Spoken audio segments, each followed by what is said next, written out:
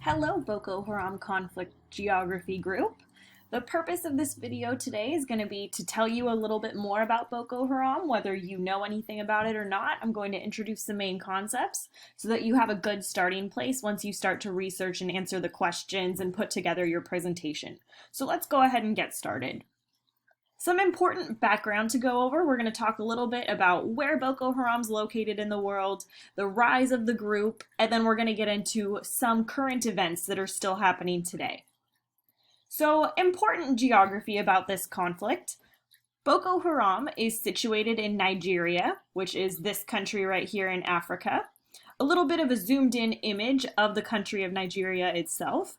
You can see this kind of darker orange area is basically where Boko Haram has its hold over Nigeria. So we can see that they're more situated in the northeastern section of Nigeria.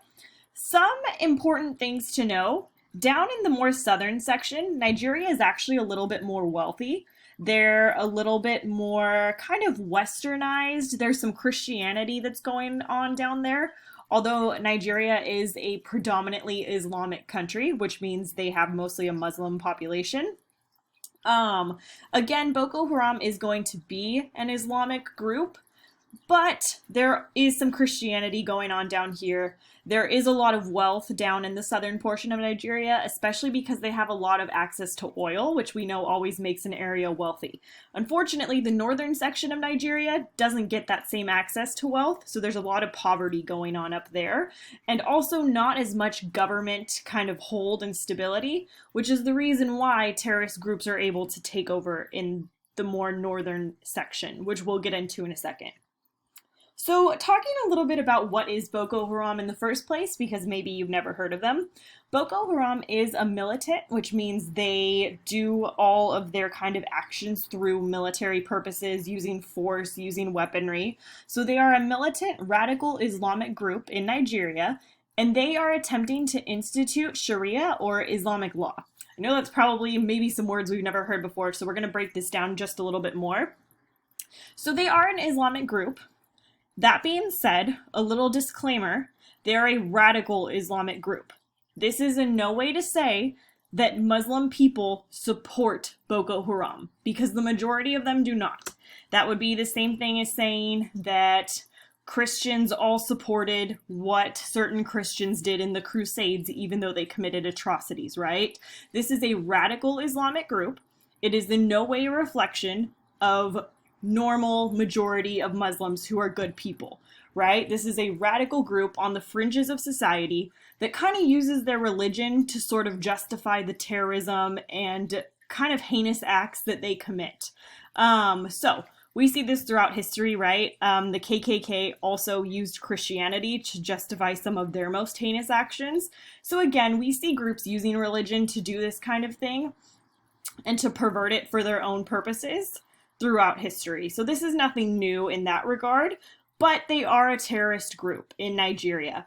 The Sharia/Islamic law is basically, they want to have law that's based off of their religion, that's based off the Islamic faith and traditions. They do not want separation of church and state like we have in the West and in America, where we basically don't let our religions come into our legal system. They want the opposite. They want their religion to heavily influence laws and rules for the country. So as you could see, they are opposed to Western lifestyle. They don't approve of voting in elections. They don't approve of the kind of Western clothing that we wear in America. Another thing they don't approve of is Western style education that's a little bit more democratic, that's a little bit more free, kind of challenges students to think and to problem solve. They are opposed to all of that. Because if you think about it, then people might challenge their rule, and that's not what they want. So ultimately, they want to overthrow the Nigerian government. The Nigerian government, albeit it is corrupt, it is technically a democracy. They want to overthrow the entire country's government and rule and have Sharia law, and to also have kind of all of these things in effect. Nigeria obviously doesn't want this. The government wants to stay as it is, so we get a little bit of a conflict started right there. A little bit about the rise of Boko Haram. In 2002, it was started by a cleric named Muhammad Yusuf. He started the movement And initially, he kind of set up camps and schools in the northern part of Nigeria to kind of get people to flock to him, to start spreading his message. As I said before, Christianity kind of was starting to rise up around this time in Nigeria, and he saw Christianity as a direct threat to the Islamic faith. So he wanted to start to spread his message around Nigeria.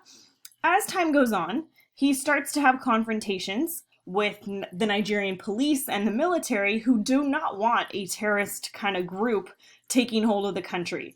And by 2011, this really ramps up, where Boko Haram starts to attack military bases, schools, banks, markets, churches. They start to assassinate and target political leaders who speak out against them.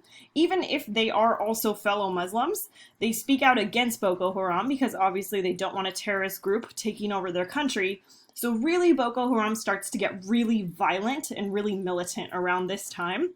One of the most infamous incidents is they kidnap 276 girls in 2014 from a boarding school. And they do this because, remember, they're against education. They are also against women kind of gaining empowerment or gaining more rights because they're very traditional.